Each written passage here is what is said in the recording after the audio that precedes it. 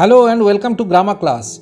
Today's topic is narration of question tags. As you know, a question tag is a part question. It's not a full interrogative sentence. It's a part question or an interrogative fragment that comes at the end of an assertive statement to seek confirmation or reassurance about it. In other words, after a tentative or doubtful statement, the speaker uses a question tag to seek confirmation or reassurance about his statement. We also know that if the statement is positive or affirmative, the question tag will be negative, and if the statement is negative, the question tag will be positive. In the first example on your screen, Bob is a lazy boy is an affirmative or positive statement. Hence, the question tag isn't he is negative. But the second example, John does not like music, has a negative statement. So the question tag does he is positive. So we clearly understand that a question tag is used after a tentative or doubtful statement. I mean, the speaker is not quite sure about his own statement, and hence he uses a question tag to seek reassurance or confirmation from his listener. So we may say that a question tag is an interrogative fragment that turns a tentative assertive statement into a question. Remember, a question tag or tag question comes after an assertive sentence or an imperative sentence or a sentence that starts with let us. So in this video we are going to learn if there is a tag question in direct narration, how we can change it into indirect narration. First off, we should understand that whenever a speaker uses a question tag after a statement, his message or thought lies in his statement. His main focus lies in his statement, and the question tag is used just for the confirmation of his statement from his listener.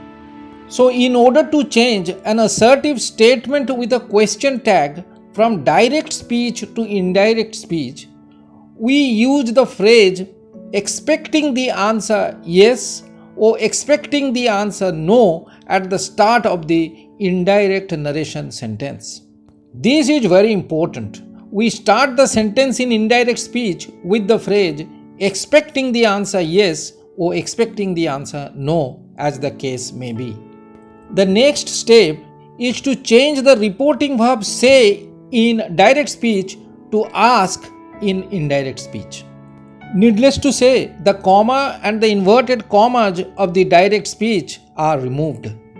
After the reporting verb is changed to ask in indirect speech, the conjunction if or whether is used to initiate the subordinate noun clause, which is always affirmative. Yes, remember, the if or whether clause is always positive or affirmative in such cases. So you see, in these three steps, we change question tags into indirect narration. Now remember this important rule.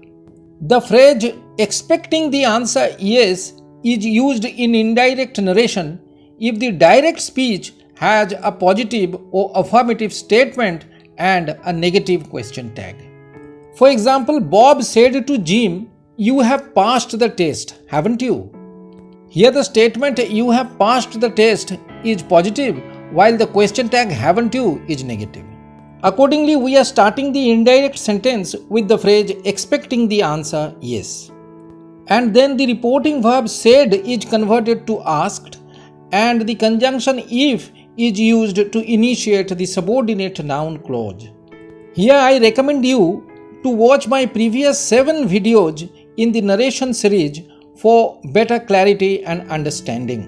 The general rules of the narration change regarding the change of tense and the change of personal pronouns are also followed here. The second person you has been changed to he, and the present perfect have passed has been changed to the past perfect had passed. Expecting the answer yes, Bob asked Jim if he had passed the test. In the next example, "You are my best friend" is the positive statement and "aren't you" is the negative question tag.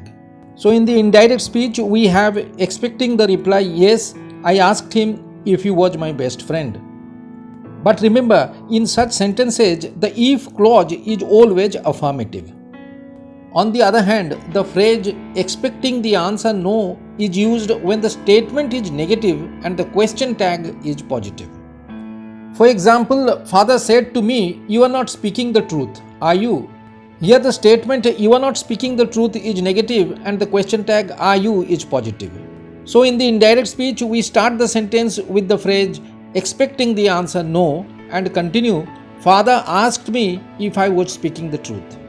All the necessary changes have been made, as you can see. The reporting verb said has been changed to asked. The reported subject in the second person you has been changed to the first person I because the reporting object me is in the first person.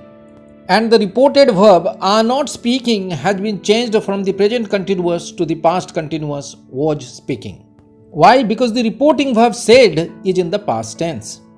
Then in the second example also, the statement "you do not smoke" is negative and the question tag "do you" is positive. Hence in indirect narration we have expecting the answer no, he asked me whether I smoked. Till now we have been talking about the narration of an assertive sentence with a question tag. However, if an imperative sentence with a question tag is present in the direct speech, this is how we change it into the indirect speech. To begin with, the question tag is ignored and we only change the imperative sentence into the indirect speech. For an imperative sentence, the reporting verb say is changed to ask, advise, request, pray, order, forbid, etc. according to the sense. After removing the comma and the inverted commas in indirect speech, we change the reported verb of the imperative sentence to an infinitive. Here I recommend you to watch my previous dedicated video on the narration change of imperative sentences for a better understanding. Now see some examples of imperative sentences with a question tag in direct speech. "Bring me a cup of tea, will you?" I said to him. We are ignoring the question tag "will you" and changing the imperative sentence in accordance with the rules. I asked him to bring me a cup of tea.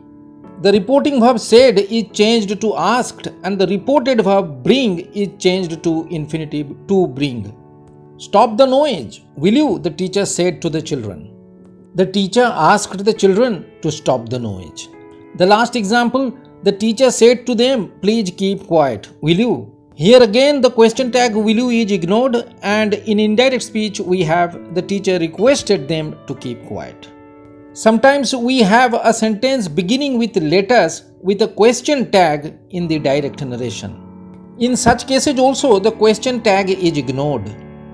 Further, the reporting verb say is changed to suggest or propose and the conjunction that is used to initiate the noun clause. As you know, for a sentence starting with letters, the question tag is always "shall we." But in the indirect narration, the question tag "shall we" is ignored. For example, he said, "Let us go to the park, shall we?" In the indirect speech, we have he suggested or proposed that we should go to the park. The reporting verb said is changed to suggested or proposed and the expression "let us" is removed. The conjunction that is used to initiate the noun clause that we should go to the park. The second example in the direct speech, the captain said, "Let's stop fighting, shall we?" In indirect narration, we have the captain suggested that we should stop fighting. So that's it. If you liked the video, please be sure to like, comment, share and subscribe to my channel for more grammar videos. Thank you so much.